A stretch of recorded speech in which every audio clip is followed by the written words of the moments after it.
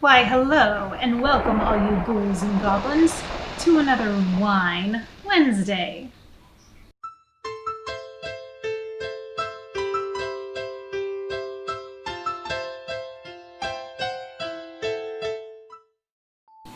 So, in the spirit of Halloween, I am drinking tonight a Cab Sav. This is called Spellbound.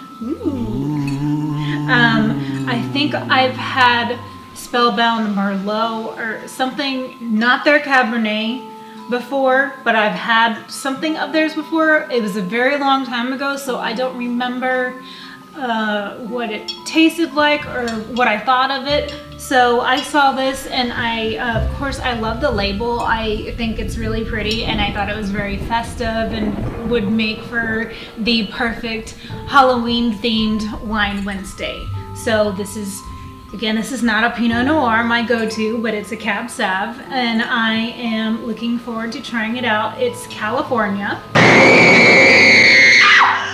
2017,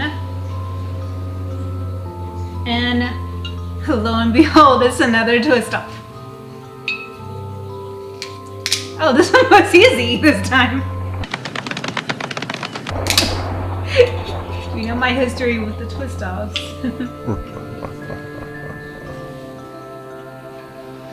And my spooky themed wine glass.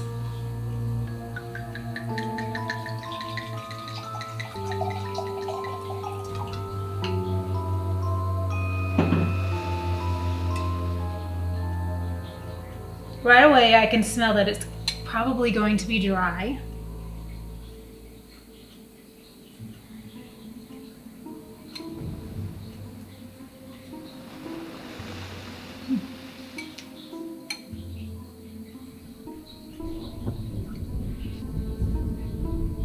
It's very dry. I mean, not overly dry. Dry enough to where I would rebuy this. Because if you know me in my history with red wines, and what I prefer is I prefer drier side and not really more on the sweeter side. So I prefer the lever a little bit more on the dry side.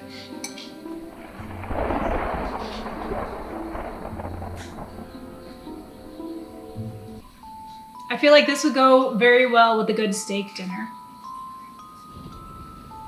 I mean, it's good to drink on its own too, but I can really see enjoying this with a good, like maybe like a steak and scallop dinner or something. And oh yeah, but it's very good, very a little fruit heavy, and not too bitter. It's not really smooth. It's got a little bit of bite to it. Not too spicy. But it's nice and dry. Definitely not on the sweet side, but I am a fan. I like it. So being as we are in October, once October hits, I like to read a lot of books and listen to a lot of books on Audible and audiobooks. And usually during the month of October, actually sometimes even starting in September, I start to listen to spooky books, like any kind of like horror or thriller. Da-dum-dum-dum-dum-dum. We don't know the copyright. Da-dum-dum-dum-dum-dum. Because it's thriller. Or paranormal or just mystery. I love to be in that spooky mood. So for this Wine Wednesday, I am going to be talking about 5 of the spooky books that I've read that I would recommend for a good spooky read for this October. So going on my Goodreads, let's see, what should I start with? So many good ones that I've read. Okay, I'm going to start with one called Are you coming up here? He's scary. Okay, so the first book that I'm going to be starting with is called Home Before Dark by Riley Sager. And this book, so I'm going to try to do a little bit better at my summaries this time around, because if you watched my Wine Wednesday last time when I did my book summaries, I didn't do a very good job of summarizing the books at all, and I can already see my husband shaking his head saying, oh, she didn't. So I'm going to try to do a little bit better of a job. Are you going to stay here or are you going to sit? My spooky pet. You can have no wine. Actually, this is blood. No, it's not blood.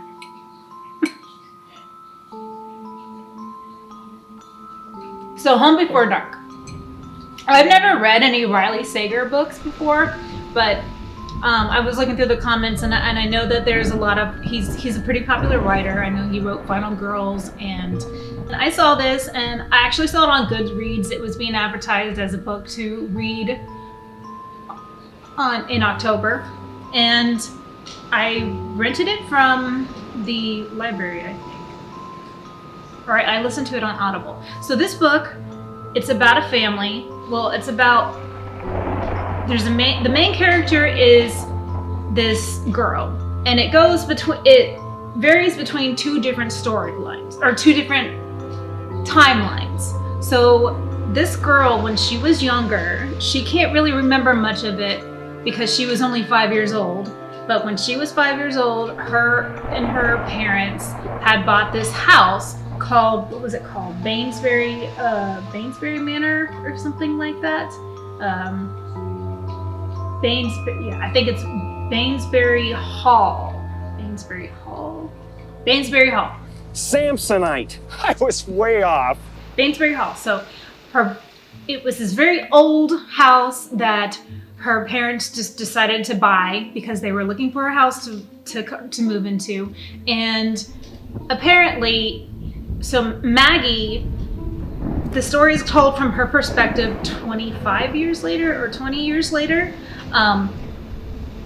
after her dad had written a best-selling novel about their time at Bainsbury Hall, which ended up being a bestseller, like even more than the Amityville Horror about their time at Bainsbury Hall, which was a true story called House of Horrors.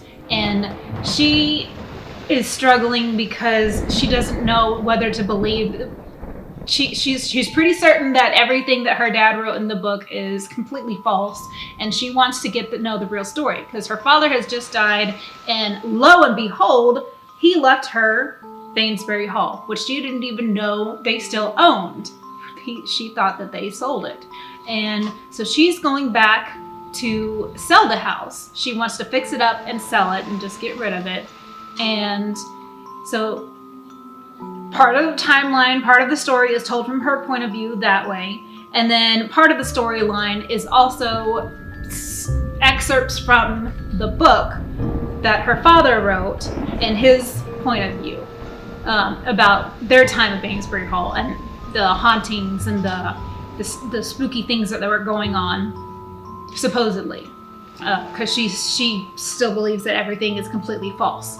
So she goes back to Bainsbury Hall to fix it up, and things start happening, and then she starts wondering if maybe there was some truth to what her father wrote, and she's just really trying to get to the truth. So that's the basic premise of the book, and I really did enjoy it because you're wondering whether it's true, whether it's not true, and what the truth really is, and just, you know, it gets kind of spooky here and there, and it's just kind of a fun read. And the ending, I'm not going to give anything away, but I guess it's a satisfying read too. It's just a fun spooky read about a haunted house. So the next book, let's see, next one that I'll do is called The Companion. So this book was very interesting. And it's not really like a paranormal kind of book or anything, but it had a very creepy atmosphere to it. So the basic premise of this book is the main character is this girl, and she and her family were in a car accident. So her and her mom and her dad and her two sisters, and everybody died except for her. So she was in this orphanage, and then this family, this really wealthy family, decides to kind of not really adopt her, but take her on as a ward.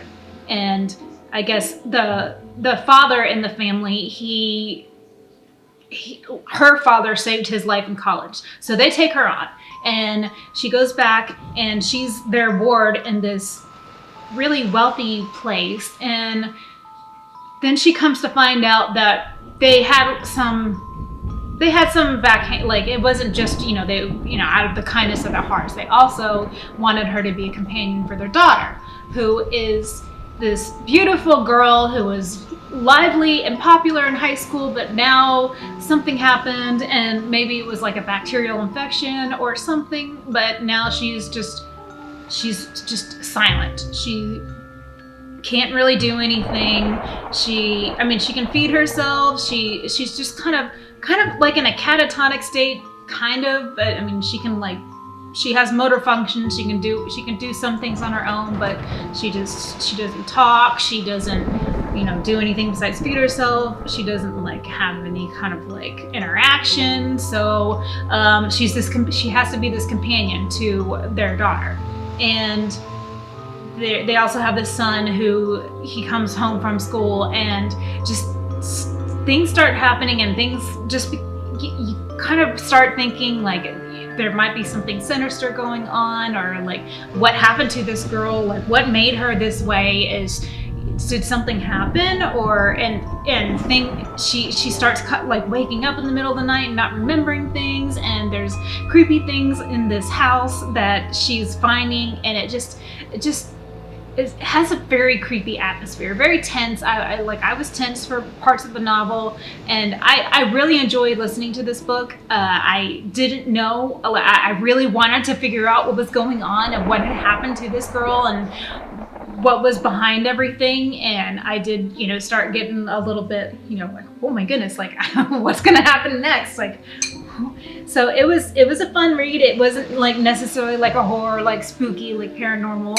but it was nice, good, creepy atmosphere.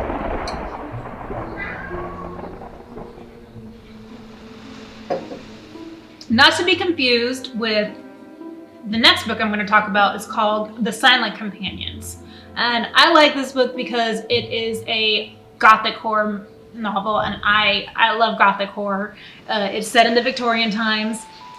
It's in 1865, and she's a fresh widower. Her husband just died, and she is pregnant with their child, and all she has for her with her is his cousin, this girl Sarah, who's a little bit weird, and they're going to take over their new inheritance, the bridge, this manor that they have. And while she's going there to take care of it and put her husband to rest, there's this locked room, the garret, and they can't get into it. And then once they do, they find this wooden, I guess it's kind of like a wooden like doll. Not really a doll, but it's just like not a mannequin either. It's just they call them silent companions. So there's like a girl that's painted on it, and it's just like a 3D kind of like wooden shaped like this kind of thing. And so they take it down in the house, and it looks just like Elsie, the main character, and she finds that very peculiar.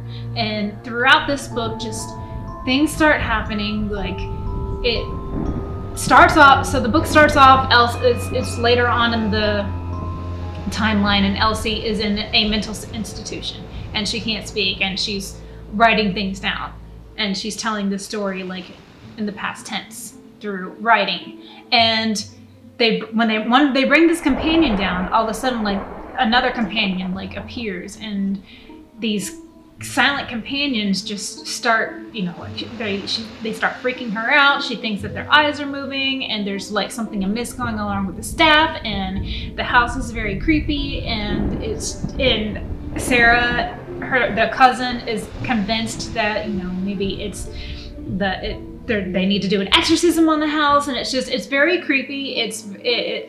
Especially since it's like that Victorian Gothic setting, which I love. But I really enjoy it. I love that setting, especially, there's no electricity. There's just, you're just wondering like, what is it with what is with these little wooden things, and just like the weirdest things start happening, and it's just really creepy.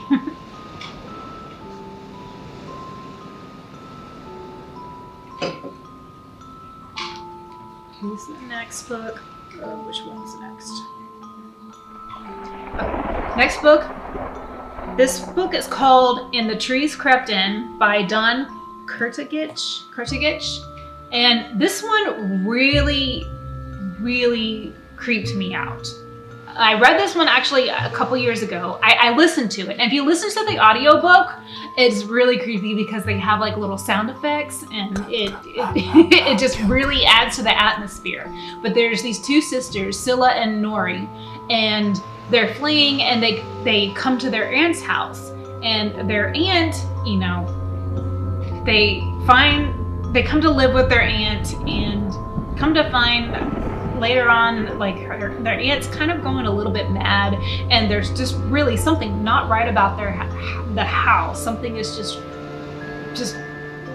off, and the woods, the trees, the forest that just seems to be like getting closer and closer, and like just something like seems to be closing them in. And then there's this boy that seems to appear like kind of out of nowhere, and then there's this she calls him the Creeper Man. There's this Creeper Man that apparently talks to the younger sister Nori, and that only certain people can see. And then like just the aunt starts descending more and more into madness, and there's a lot of creepy things that go on with the woods and with the house, and it was a really good read for October. If you're looking for something like this book actually really creeped me out, and I wouldn't mind listening to it again, especially just the audiobook really did have really good effects. So if you want to be creeped out, I do recommend it. It was a good Halloween read. Now, the last book that I'm going to talk about, after I pour myself one more glass, because I do like this wine. If you haven't read Agatha Christie, and you're looking for a good kind of murder mystery, I do recommend And Then There Was None. I have read Agatha Christie before, and I've watched the movies, and they're always fun. They're just like a fun like little murder mystery. But And Then There Was None was just it was a really fun read, because it was creepy and it was fun at the same time, because you're just really trying to figure out like who done it. I love those kind of murder mysteries. So And Then There Were None. It starts out, there's these 9 people that are coming to this house at the same time, and they all don't have ties together, but they're all there. And then they find this poem. I'm not gonna recite the poem. I don't even know it, but 9 little boys went out to play, and then and then there were none, and people start dying. Like somebody gets murdered, and then another person gets murdered, and then they start realizing that the murders are happening just like the poem. So just trying to figure out like why these murders are happening, who's going to be next, who among them might be the murderer, because of course it has to be somebody among them, right? Because they're the only ones there on the island. So it gets a little bit creepy, and it's just kind of a fun like murder mystery thriller, kind of like horror. Like, I know it's an older one, and if you haven't read Agatha Christie, and if you have, this was my favorite of her books. I've read quite a few of her other books, and I always love them because they're just like a fun like murder detective mystery. And this one was always my favorite because it was just a little bit more on the creep side, and just creepy and fun.